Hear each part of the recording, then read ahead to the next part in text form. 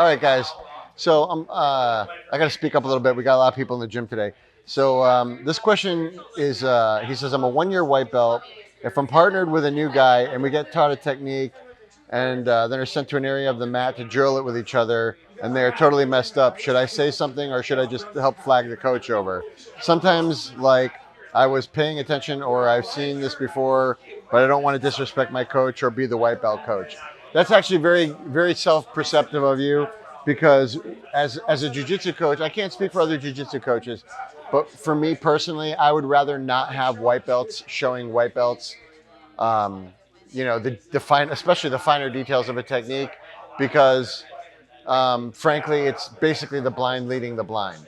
So yes, just call your coach over, and it sounds to me like you've been training for a year, so you're probably close to blue belt anyway, where your help will be more appreciated.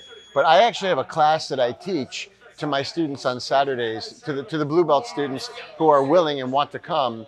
It's a class on how to teach.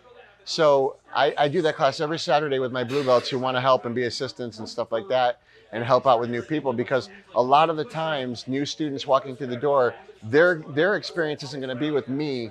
Their experience is going to be with the people that they're paired up with. And so I always try to pair up blue belts with white belts if possible. But sometimes we're overrun with white belts, and white belts are going to be paired together.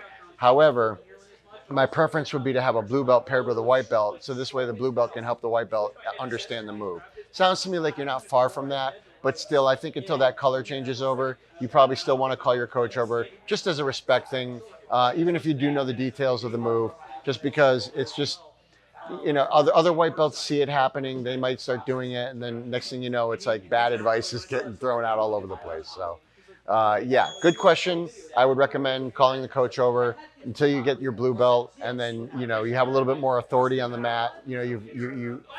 People know that you've got the mat time to be a blue belt, and they're going to respect your opinion a little bit more. You know what I mean? So I hope that answers your question. I hope it didn't sound too like like I'm being mean to white belts or whatever, or talking down to white belts, because white belts have to go through the same process that everybody else goes through.